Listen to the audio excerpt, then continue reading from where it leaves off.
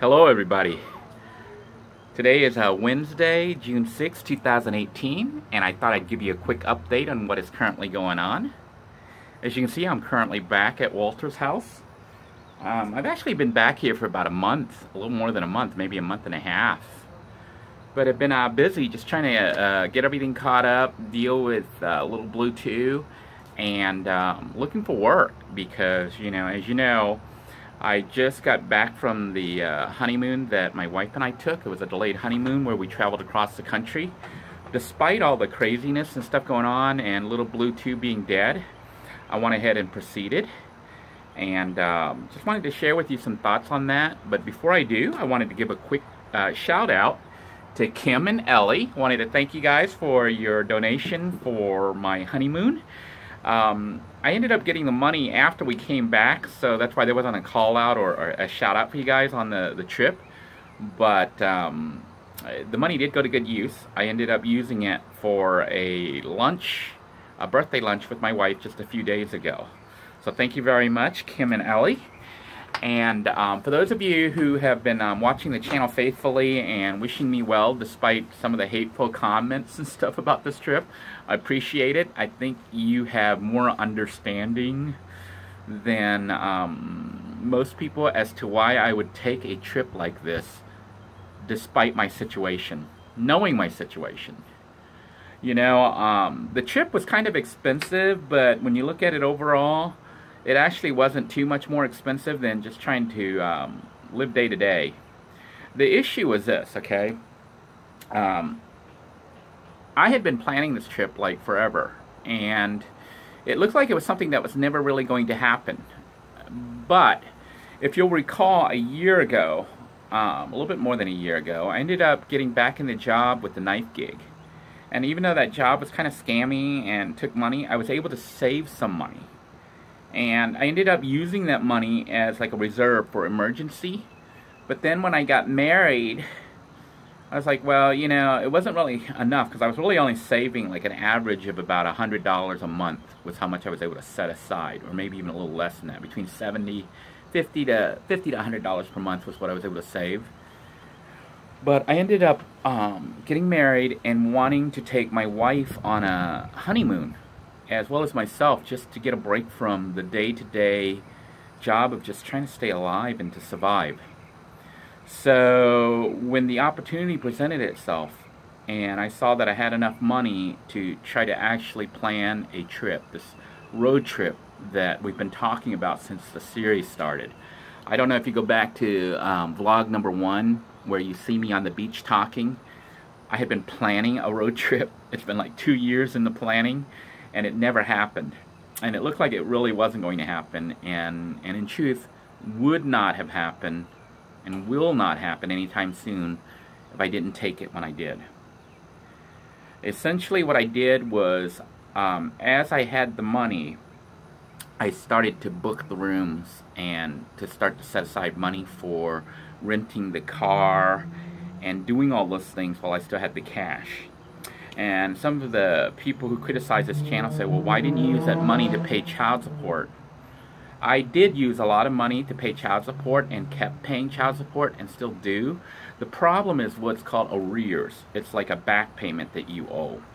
And the amount that is owed was for about 6 months when I couldn't work, when I was actually on my back. I had been in that accident in Little Blue 1 where I got hit and shoved into another car, and I couldn't walk for a half a year where I couldn't work, and the arrears fell behind in that time. Taking the money from this trip would not have even dented the arrears payment, and that's where the issue is. So if I had put all of the money into child support, I'd still be deep in arrears, and the trip would have not happened. Typically, to catch up on this kind of stuff, like the only real way to catch up on the arrears is to get a better job, which is what I'm working on right now, but even that's proving to be a struggle. But we continue to press forward because, it's either sit in one spot but you don't even get to sit because it's going to fall further behind, and more stuff continues to come your way, or continue to press forward. And I've chosen to press forward as well as make some time for myself and my wife, because we knew that the possibility of something like this happening might go away, which indeed it has. Had I not taken the trip that I did, when I did it, I would not be able to take it, because it looks like Walter is actually done with his business up north and will be coming back. He's given me notice that he'll be back here in about 2 months. So I have 2 months to finish everything up, to wrap things up on this end, and to prepare myself for moving out. So what it means that in addition to taking the side jobs that I've been able to get through the Career Source Center, which really are terrible jobs. I'm basically working with day labor, but you know, it is still work. But essentially I work 14-hour days. They say 8 hours, but it takes about 14 hours getting out there to the workplace, waiting for the ride, and then trying to get back home afterwards. And then they take some money out for them giving you a ride. You know, I don't have a car anymore. My van's dead. So essentially I make $50 a day. That's really not enough to even cover child support and living expenses. So I'm doing that when I don't have anything else lined up. But if I ever get any additional work for myself as a software developer, you know, independent, or even doing stuff like handyman type things, I take those jobs, which pay a little bit more, and that's what I've been looking for. But long story short, okay, because this is just a really quick update, I just wanted to let you guys know if I disappear, that's what's going on. I've been working those day jobs, so I may run a couple episodes, even though they're not really van related, but they do show some work that you could do as a van dweller if you're staying in a spot long enough, because they don't require much, just your ID and your social security card, and then you can work like whenever you want. But once again, at least in this area, you make minimum wage, and then they pull some money out if you need a ride and stuff. So I was making full day, 8 hours that they pay you for. I made about $56 for the whole day. But that's still better than nothing. Now, with the situation with Walter coming back, I still do need to finish his tree. So you can see here, the tree is starting to overgrow. So I will be trying to wrap up those episodes. I still have the chainsaw, and we'll be working on that when I'm not working the day job, the day labor, or I might alternate between day labor and working on the tree, because this is obviously going to be a lot of heavy duty work, and that's where we're at. Now, the other thing that people had addressed or were concerned about, they were like, why would you spend the money on a road trip when you don't have any money? Well, the fact is, there wasn't enough money to really fix the problem, other than maybe get another van. But I had already spent the money before the van broke down. Had I known that the van was going to break down, that little blue 2 was going to break down, I would have kept the gray one, you know, rusty iron van, because that ran better than a little blue, which doesn't run at all. So the money was already spent. I prepaid for hotels and stuff that I could not refund. And that's how I was able to do the trip on such a tight budget. I prepaid for things, but there was no refund. So once things were set into motion, it was kind of locked in. And I don't regret it. You know, some people were asking if I regret that decision to take that trip instead of spending the money on here to try to get the van fixed.